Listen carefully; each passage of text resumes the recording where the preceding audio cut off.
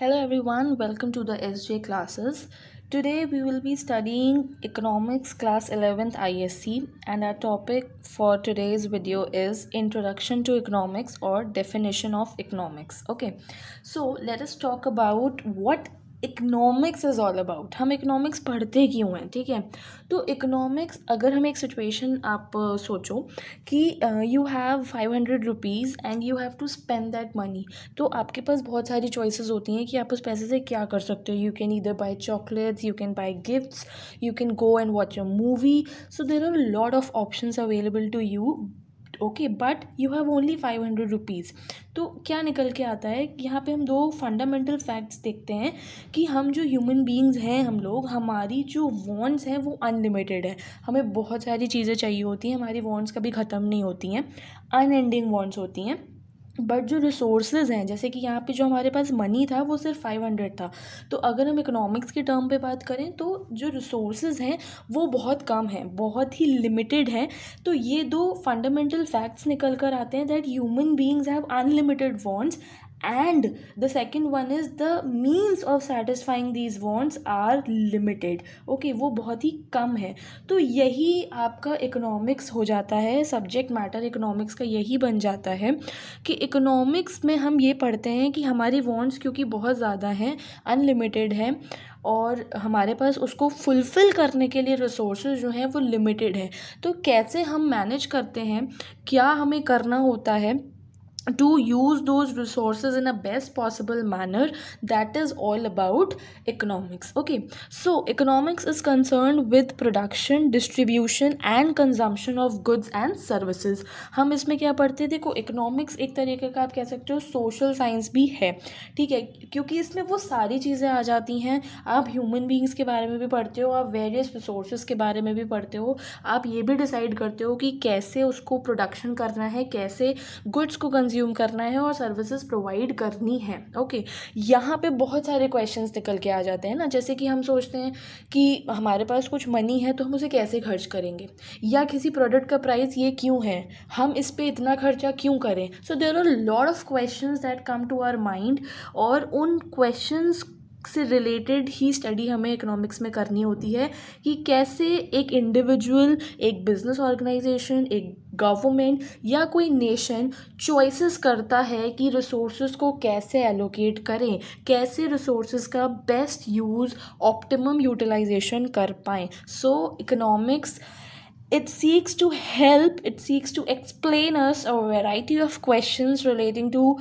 households, or relating to how individuals, business, government and nation make choices about how to allocate resources. ठीक है, तो ये तो था आपका कि हम इकोनॉमिक्स पढ़ते क्यों हैं, what is all about. And now we will see कि बहुत सारे इकोनॉमिस्ट थे, बहुत सारे जो इकोनॉमिस्ट ने डेफिनेशंस दी हैं वो क्या क्या हैं. डिफरेंट टाइप्स हैं डेफिनेशंस के, various definitions of economics have been given by different economist. Okay, सबसे पहली जो आपकी यहाँ पे डेफिनेशन है वो है wealth definition. Okay, and that is given by Adam Smith. Okay, so Adam Smith is also known as the father of economics. Okay, तो एडम स्मिथ के बारे में कई बार आपसे ये पूछ लिया जाता है कि फादर ऑफ इकोनॉमिक्स कौन है, ये इम्पॉर्टेंट है, तो ये आपको ध्यान रखना है. और वेल्थ डेफिनेशन एडम स्मिथ ने दी थी. इन्होंने क्या बोला था, he said a science which enquires into the nature and causes of wealth of Nations. तो ये इनकी डेफिनेशन थी जो इन्होंने दी थी. ये quoted, I have written this because, क्योंकि ये इनके एग्जैक्ट वर्ड्स थे. इन्होंने इकोनॉमिक्स को बताया कि ये एक ऐसी साइंस है जो इंक्वायर करती है नेचर और causes of wealth of Nations.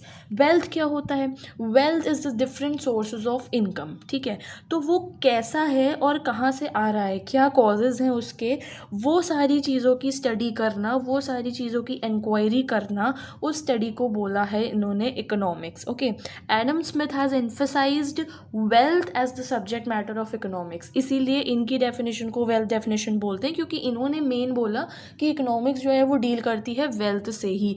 इन्होंने एक बुक लिखी जिसका नाम है an inquiry into the nature and causes of wealth of nations, and this was written by him in 1776. Book का नाम भी आपको याद रखना होगा, it is very important, and the whole lecture of today is very important अगर आप आगे इकोनॉमिक्स से कुछ भी पढ़ते हो, because you are a commerce student और आगे भी आप कॉमर्स में ही डील करने वाले हो, तो ये आपके आगे बहुत काम आएगा. ये सो बेसिक जो चीज़ें हैं इकोनॉमिक्स की, दिस इज़ वेरी इंपॉर्टेंट और हमेशा आगे भी काम आता रहता है.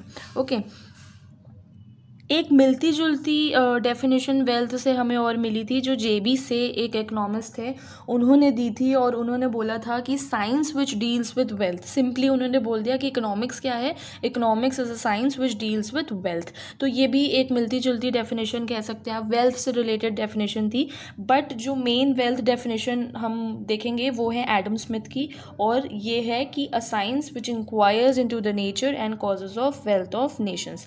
Now let us understand some main features of the wealth definition that was given by Adam Smith. सो पहला फीचर जो हम यहाँ पे देखते हैं वो देखते हैं स्टडी ऑफ वेल्थ. उन्होंने अपनी डेफिनेशन में एम्फेसाइज ही वेल्थ को किया है. तो ये पूरा स्टडी ऑफ वेल्थ ही है, जो मेन ऑब्जेक्ट है इकोनॉमिक्स का, वो उन्होंने बोला यही है कि लोग पैसा कैसे कमा रहे हैं और उसको कहाँ खर्च कर रहे हैं. As I told you, wealth is different sources of income only. तो वो कहाँ से आ रहा है और कहाँ स्पेंड हो रहा है, मीन्स कहाँ एक्सपेंडिचर में जा रहा है. ओके, तो स्टडी ऑफ वेल्थ. दूसरा है causes of wealth. Causes means कि क्या कारण है वेल्थ के, क्या हम उसे कैसे बढ़ा सकते हैं, कहाँ से सोर्स है और उसको इंक्रीज़ कैसे किया जा सकता है. तो Adam Smith said that increase हम प्रोडक्शन और डिस्ट्रीब्यूशन से कर सकते हैं. Then third is economic man. Economic man means यहाँ पे एडम स्मिथ ने बोला कि उसने कंसिडर किया उन्होंने कि इकोनॉमिक मैन जो होता है एज अ नॉर्मल, जैसे हम लोग ह्यूमन हैं, वो हमें पता होता है कि हमारा इंटरेस्ट किस चीज़ में है, हमारा सेल्फ इंटरेस्ट क्या है, और हम हमेशा ये कोशिश करते हैं कि हमें मैक्सिमम सेटिस्फैक्शन मिले, हम मैक्सिमम अचीव कर पाएँ किसी भी चीज़ को गेन करने के लिए, कैसे भी हम उसे गेन कर सकें. तो वो यहाँ पे एडम स्मिथ ने एम्फेसाइज किया. Then attention to important economic issues. उनकी डेफिनेशन में काफ़ी सारे इकोनॉमिक इश्यूज़ पे भी अटेंशन गया, क्योंकि प्रोडक्शन और एलोकेशन से रिलेटेड थी उनकी definition. So it also involves different economic issues like poverty and all. Okay, so ये तो फीचर्स थे. अब एडम स्मिथ की वेल्थ डेफिनेशन को कुछ इकोनॉमिस्ट ने क्रिटिसाइज भी किया.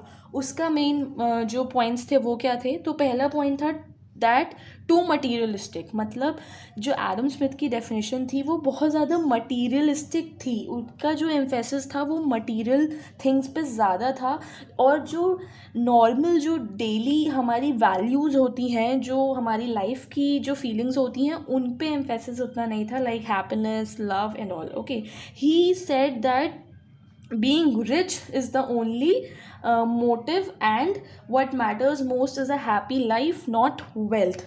तो ये है कि बोला गया है कि सबसे ज़्यादा क्या मैटर करता है कि हैप्पी लाइफ हो, not wealth, but he emphasized on wealth. So इसीलिए इनकी डेफिनेशन को बहुत ज़्यादा मटीरियलिस्टिक माना गया.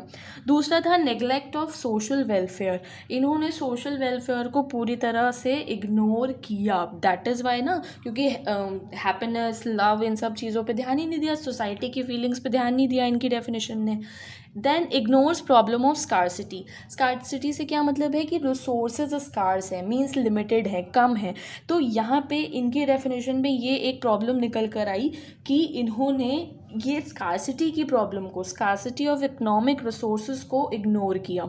Then narrow view of wealth. View of wealth जो इन्होंने लिया वो बहुत ज़्यादा नैरो कंसिडर इन्होंने करा. ओके, और ज़्यादा नॉन मटीरियल थिंग्स पे इन्होंने फोकस नहीं किया. ओके, तो ये तो थे एडम स्मिथ की डेफिनेशन, वेल्थ डेफिनेशन, जो कि हमारी पहली डेफिनेशन थी. अब हम बात करते हैं वेलफेयर डेफिनेशन की. So welfare definition was given by Alfred Marshall. Okay, Alfred Marshall ने welfare definition दी थी, और उन्होंने क्या डिफ़ाइन किया, इकोनॉमिक्स को कैसे डिफ़ाइन किया, let us see that economics is a study of Mankind in the ordinary business of life. मतलब इन्होंने बोला कि ये एक मैनकाइंड की स्टडी है। इकोनॉमिक्स में हम मैनकाइंड के बारे में पढ़ते हैं और डेली बिजनेस ऑफ लाइफ के बेसिस पे ही पढ़ते हैं, जो ऑर्डिनरी डेली चलता है उसके बेसिस पे पढ़ते हैं। It examines that part of individual and social action which is most closely connected with the attainment and the use of material requisites of well-being। मतलब इकोनॉमिक्स इंडिविजुअल और ग्रुप वाइज दोनों ही तरीके से उस पार्ट को ज़्यादा फोकस करता है और उस पार्ट से कनेक्ट करता है जहाँ पे जो मटेरियल रिक्विजिट्स ऑफ वेलबींग होते हैं, मतलब जो डेली रिक्वायरमेंट्स नेसेसरी चीज़ें होती हैं वेलबींग के लिए, उसको कैसे यूज़ कर सकते हैं और उसको कैसे अटेन कर सकते हैं, ये उस चीज़ को एग्जामिन करता है। तो इन्होंने ये बोला कि on one side it is a study of wealth and on the other side, that is the important side, it is a study of man. It is a part of study of man. मतलब study of wealth तो कर ही रहा है और दूसरा study of man, part of study of man भी कर रहा है। इन्होंने इस चीज़ पे फोकस किया क्योंकि he said that economics is the study of man which occupies the central place in the study of economics। okay, means कि wealth की तो बात ठीक है, इन्होंने मानी कि जैसे बोला गया है कि हाँ economics is a study of wealth, that is true because wealth जो है वो means provide करता है comfort के, enjoyment of life के, but on the other hand it is also a means to human welfare। मतलब human welfare पे भी ध्यान देना है। तो central place जो है वो क्या हो जाएगा, स्टडी ऑफ मैन। ये अल्फ्रेड मार्शल ने अपनी डेफिनेशन में बोला था। He also wrote a book and the name of his book was Principles of Economics। Okay, now let us see what were the main features of Marshall's definition। So the first feature is study of mankind। Study of mankind because he emphasized on the study of mankind। He also took into consideration कि wealth तो है ही, study of wealth है, but जो primary emphasis था वो study of mankind पे था। So his main focus was on mankind और इसलिए welfare definition इनका नाम दिया गया क्योंकि ये human welfare की तरफ ज़्यादा focused थे। ठीक है, दूसरा है study of material welfare। Study of material welfare because जो मार्शल की डेफिनेशन थी, उनका जो मेन कंसर्न था, जो मेन एम्फेसिस था, वो था कि प्राइमरी कंसर्न ऑफ इकोनॉमिक्स जो है वो मटेरियल वेलफेयर है। मतलब कि इकोनॉमिक्स जो है वो टोटली ह्यूमन वेलफेयर भी नहीं है बट मटेरियल वेलफेयर भी है। दोनों चीज़ों को उन्होंने कनेक्ट किया। दैट इज़, हम मटेरियल चीज़ें क्या होती हैं, लाइक फूड और anything that is related to wealth, जिसको हम वहाँ से ख़रीद सकते हैं, है ना। लेकिन इन्होंने बोला कि that close connection is there with the attainment and the use of material requisites of the well-being। okay, third इन्होंने बोला study of ordinary business of life। study of ordinary business of life means कि हमारे पास देखो several aspects हैं daily life में, हमने क्या क्या देखे हैं, इकोनॉमिक, सोशल, रिलीजियस, पॉलिटिकल, बहुत सारे एस्पेक्ट्स हैं। और इकोनॉमिक्स सिर्फ सोशल, रिलीजियस या पॉलिटिकल एस्पेक्ट से ही रिलेटेड नहीं है मगर ऑर्डिनरी बिजनेस ऑफ लाइफ से भी रिलेटेड है। ऑर्डिनरी बिजनेस मीन्स कैसे पैसा कमा रहे हैं, कहाँ खर्चा कर रहे हैं, कहाँ से पैसा आ रहा है, कितना सेटिस्फैक्शन वेलबींग को मिल रहा है। ठीक है, fourth is emphasis on requisites of wellbeing. Emphasis on requisites of wellbeing का मतलब क्या है, जैसे कि जो मटीरियल थिंग्स होती हैं लाइक फूड, क्लोथिंग, ये बहुत इंपॉर्टेंट होती हैं। ठीक है, तो मटेरियल नीड्स जो है वो बहुत ही नेसेसरी नीड्स हैं, बहुत ही बेसिक सी नीड्स हैं जो कि फुलफ़िल होनी ही चाहिए बाकी नीड्स के फुलफ़िल होने से पहले। तो उस पर भी इन्होंने एम्फेसिस दिया। Then exclusion of non economic activities. Marshall का जो इकोनॉमिक्स की जो डेफिनेशन थी उनका थोड़ा सा लिमिटेड स्कोप था टू दोज फोर्सेस और जो एक्टिविटीज़ थी जो मनी के टर्म्स में मेजरमेंट हो सकती हैं। ठीक है, तो इसीलिए इन्होंने कुछ non economic activities like social, religious, इन सबको इग्नोर किया। जैसे कि हमने पढ़ा कि ऑर्डिनरी बिजनेस ऑफ लाइफ के बारे में उन्होंने ज़्यादा फोकस किया। उन्होंने बोला कि हाँ, सोशल और टेक्नोलॉजिकल और लीगल ये सारी चीज़ें होती हैं मगर जो मेन स्टडी है वो है ऑर्डिनरी बिजनेस, मतलब कैसे इनकम आ रही है, कैसे उसको स्पेंड कर रहे हैं, उस पर ज़्यादा फोकस था।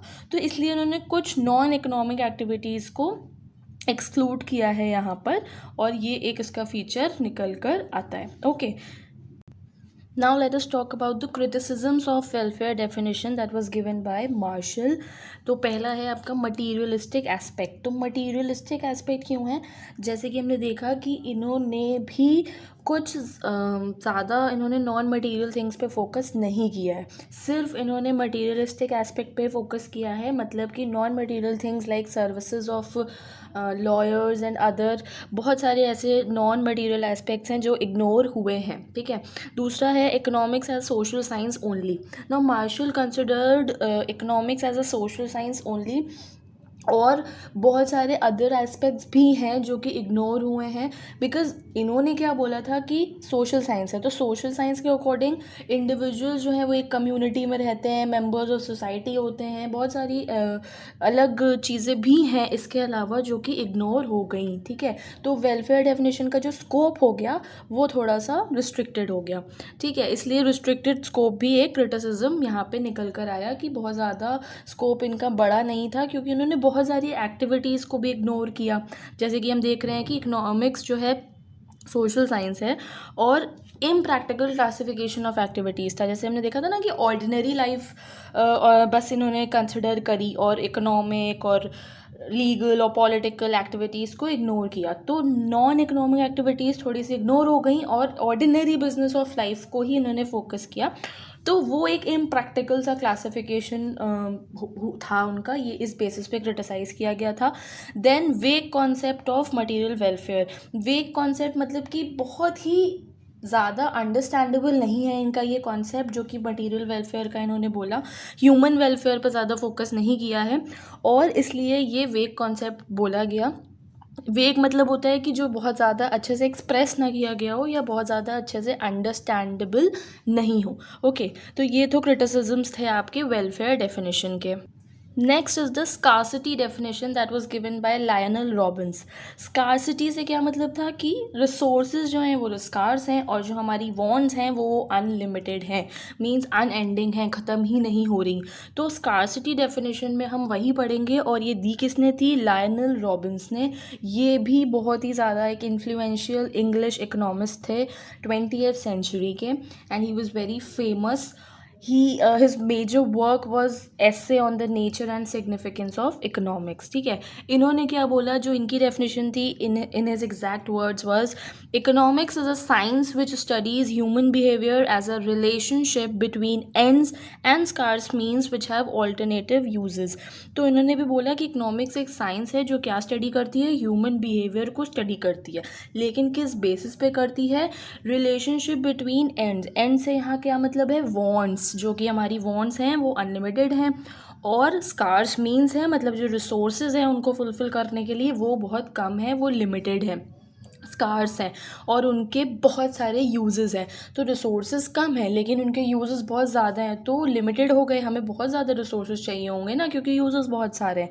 तो इन्होंने यही बोला कि ऐसी साइंस है इकोनॉमिक्स जो कि ह्यूमन बिहेवियर को स्टडी करती है इस बेसिस पे कि relationship between wants and resources क्या है, और उसके बहुत सारे ऑल्टरनेटिव यूजेस भी हैं. ओके. रॉबिन्स की जो डेफिनेशन थी, स्कार्सिटी डेफिनेशन जो थी, वो ये 4 फॉलोइंग एस्पेक्ट से डील करती है.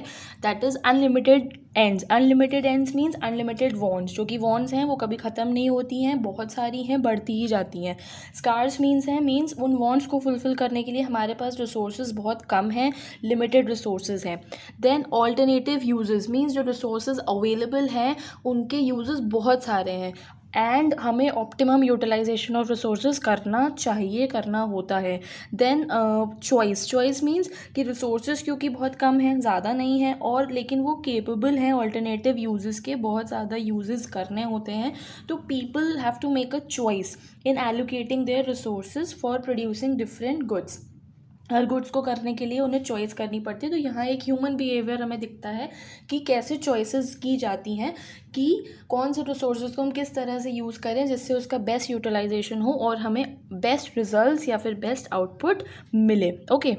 अब चॉइसेस करनी पड़ती है या फिर रिसोर्सेज बहुत कम हैं, वो सबसे बड़ी प्रॉब्लम ही यही है कि रिसोर्सेज कम है। अगर रिसोर्सेज बहुत सारे होते या फिर अनलिमिटेड होते क्वांटिटी में तो इतनी कोई प्रॉब्लम आती ही नहीं और स्कार्सिटी वाली प्रॉब्लम क्रिएट नहीं होती। नाउ लेट अस सी कि कुछ क्रिटिसिजम्स थे उनके रॉबिन्स डेफिनेशन के, वो क्या थे। सो जो पहला है वो है स्टैटिक डेफिनेशन। स्टैटिक डेफिनेशन यहाँ पे बहुत सारे लोगों ने बोला कि रॉबिन्स ने जो डेफिनेशन दी थी वो स्टैटिक थी, क्योंकि उन्होंने ये अज्यूम कर लिया था कि एट प्रेजेंट जो हैं जो रिसोर्सेज हैं वो लिमिटेड हैं। उन्होंने आगे का नहीं सोचा, फ्यूचर का नहीं देखा कि शायद कभी ऐसी पॉसिबिलिटी आ सकती है जब रिसोर्सेज बढ़ जाएंगे या रिसोर्सेज इंक्रीज़ हो सकते हैं। सो ऐसा नहीं है, तो इन्होंने ये कंसिडर नहीं किया।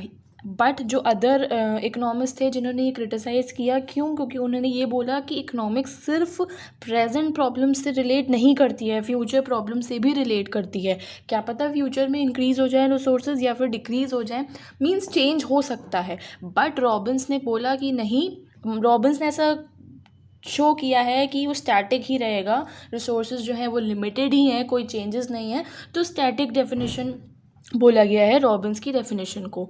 दूसरा है narrow view of economics, means restricted view है, बहुत ज़्यादा इन्होंने ज़्यादा चीज़ों को कंसिडर नहीं किया है। और he has been criticized on the ground that he has regarded economics as a positive science. Okay, then restricted subject matter, मतलब यहाँ पे क्या है कि इनकी डेफिनेशन के अकॉर्डिंग इकोनॉमिक्स जो है वो सिर्फ रिसोर्सेज के इर्द गिर्द ही घूम रही है, सिर्फ रिसोर्सेज का एलोकेशन और उससे ही रिलेटेड चीज़ें हैं, और बाकी चीज़ों का कंसिडरेशन को इतना ज़्यादा इंपॉर्टेंस नहीं दिया गया। देन फोर्थ पॉइंट जिस बेसिस पे क्रिटिसाइज़ किया गया वो था economics as a science, because Robbins ने बोला था कि economics is a science which deals with और which studies human behaviour. But बाकी इकोनॉमिक्स ने ये बोला कि इकोनॉमिक्स जो है वो साइंस भी है और आर्ट भी है, दोनों है, क्योंकि just like science it involves practicality of different laws and everything, and just like in art it involves practice and experiments to perform certain tasks and to observe the results. Okay, now coming to the growth definition that was given by Professor Paul A. Samuelson. Okay, growth definition को बहुत अच्छा माना गया है क्योंकि इन्होंने बाकी सारी डेफिनेशन को भी कहीं ना कहीं अपने अंदर इंक्लूड कर लिया है। इन्होंने ऐसी डेफिनेशन दी है जो कि हम कह सकते हैं कि प्रेजेंट टाइम्स में हम उसे मान सकते हैं इकोनॉमिक्स की। ये डेफिनेशन कहीं ना कहीं स्टडी होती है, ठीक है। तो पहला आपका जो है यहाँ पे पॉइंट वो है कि economics is the study of how people and society choose.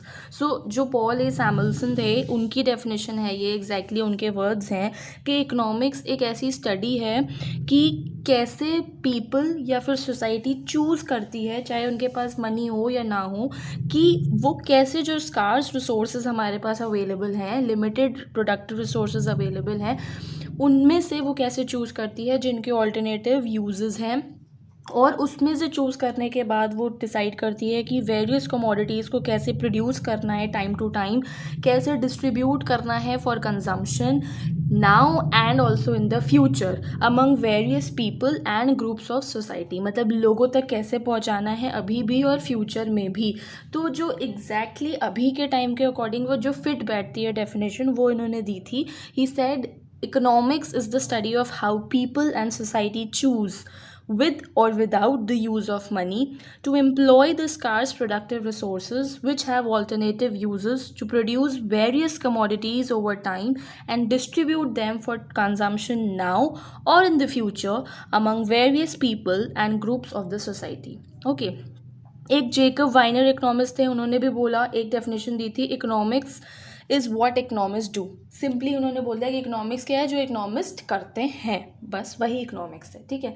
लेकिन ग्रोथ डेफिनेशन को काफ़ी अच्छा माना गया।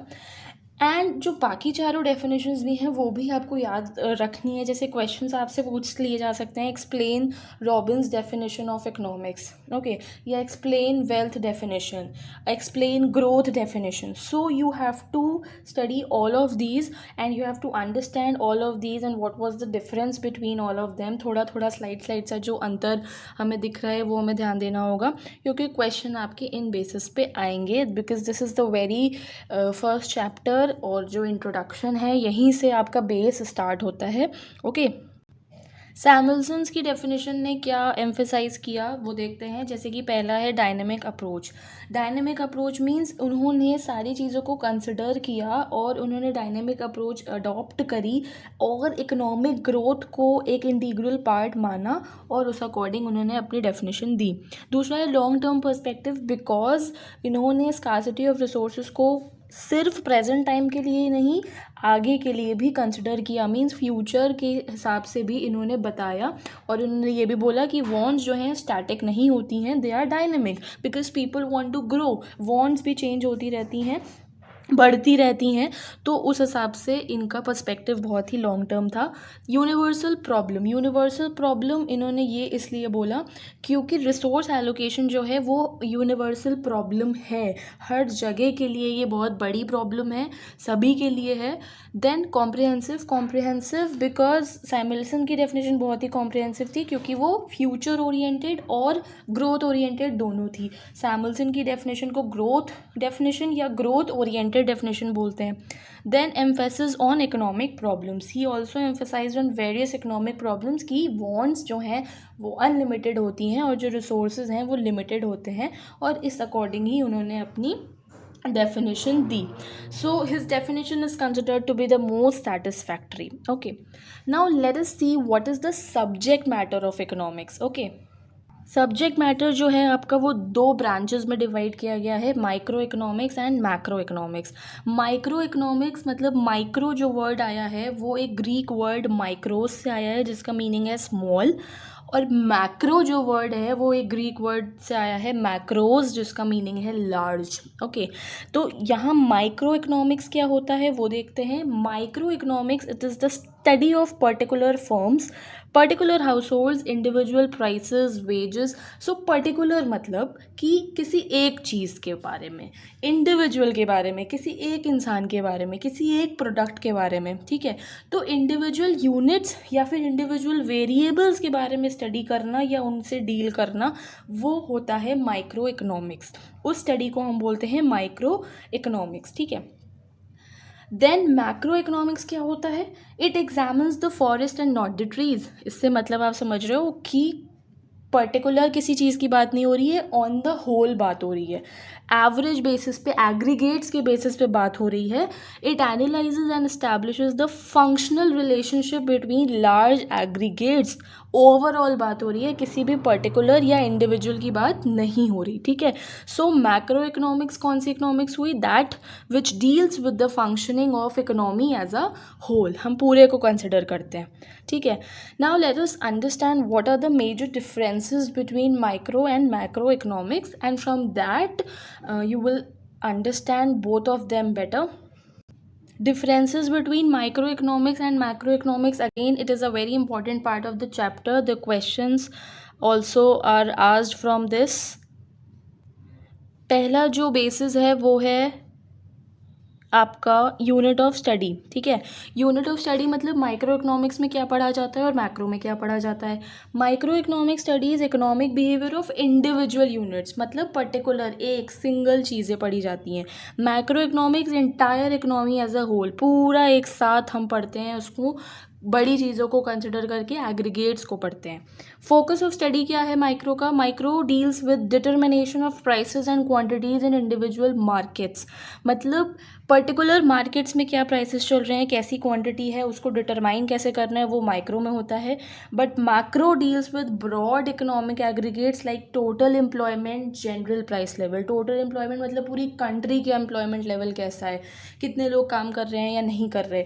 जनरल प्राइस लेवल मतलब ओवरऑल प्राइस लेवल कैसा है, किसी पर्टिकुलर प्रोडक्ट का नहीं।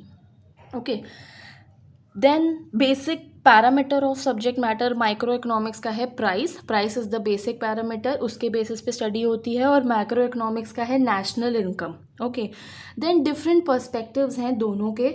Micro economics bottom up view of the economy है, ओके, और मैक्रो इकोनॉमिक्स है top down view of the economy. मतलब एक में हम इंडिविजुअल यूनिट से ऊपर बड़ी की तरफ जा रहे हैं और एक में हम बड़े एग्रीगेट से छोटे की तरफ आ रहे हैं, ठीक है। तो एक बॉटम अप व्यू है और दूसरा टॉप डाउन व्यू है। मेथड्स ऑफ स्टडी क्या है? माइक्रो का है पार्शियल इक्विलिब्रियम एनालिसिस और इसका मतलब होता है कि जो माइक्रो इकोनॉमिक्स हैं उसमें हम कुछ चीज़ों को इक्वल मान के किसी पर्टिकुलर चीज़ की स्टडी करते हैं, like other things being equal, और प्राइस और डिमांड की स्टडी कर ली, ठीक है। लेकिन मैक्रो में ऐसा नहीं है। मैक्रो का स्टडी है क्वासी जनरल इक्विलिब्रियम एनालिसिस। मतलब ये क्या करता है, it studies the interdependence of different variables like aggregate demand, aggregate supply, aggregate investment etcetera. मतलब सारी चीज़ों को कंसिडर करके उनका इंटरडिपेंडेंस देख के फिर स्टडी होती है, ठीक है। एग्जाम्पल देखते हैं माइक्रो इकोनॉमिक्स में कैसी चीज़ें पढ़ी जाती है। इंडिविजुअल डिमांड, मतलब किसी पर्टिकुलर चीज़ की डिमांड, किसी पर्टिकुलर पर्सन की क्या डिमांड्स हैं, उस तरह से पढ़ा जाता है। और price of a product mean single product, किसी पर्टिकुलर प्रोडक्ट की बात कर रहे हैं, ठीक है। लेकिन मैक्रो में क्या है, एग्रीगेट डिमांड, मतलब ओवरऑल डिमांड, पूरी डिमांड क्या है, कंट्री की एग्रीगेट डिमांड क्या है, किसी बड़े एरिया की क्या है, ठीक है, जनरल प्राइस लेवल। तो ये तो थे आपके मैक्रो इकोनॉमिक्स और माइक्रो इकोनॉमिक्स के differences. Now there is interdependence of micro economics and macro economics, which means कि दोनों एक दूसरे से रिलेटेड ही हैं, एक के बिना दूसरे का काम नहीं होता। बोथ द इकोनॉमिक्स जो कि ब्रांचेस हैं ये इंटरडिपेंडेंट हैं, ठीक है। तो जैसे कि प्रोफेसर पॉल ए सैमुअल्सन ने कहा कि कोई ऐसा ऑपोजिशन नहीं है दोनों में, माइक्रो एंड मैक्रो में, दोनों ही वाइटल हैं। और अगर आप एक के बारे में पढ़ रहे हो दूसरे के बारे में नहीं पढ़ रहे हो, then you are half educated. एक को आप इग्नोर नहीं कर सकते और सिर्फ दूसरे को ही पर्टिकुलरली नहीं पढ़ सकते। दोनों को साथ में लेके चलना होता है और दोनों को साथ में पढ़ना he is what economics is all about. Okay, एक के बिना हम दूसरे के बारे में नहीं जान सकते। कुछ ऐसी चीज़ें हैं जिनको हम माइक्रो पढ़ के ही मैक्रो तक जा पाएंगे, सिंगल यूनिट्स के बारे में पढ़ेंगे तब जाके शायद एग्रीगेट तक पता चलेगा। कुछ ऐसे पर्टिकुलर चीज़ें हैं जिनको हम एग्रीगेट्स जब हम उनकी स्टडी कर लेंगे तब हमें सिंगल के बारे में नॉलेज मिलेगी। So both are interdependent. Okay, with this we come to the end of our chapter, that was definition of economics or the introduction to economics. If you like the video, please do like, share and subscribe, and if you have any doubts you can ask in the comment section.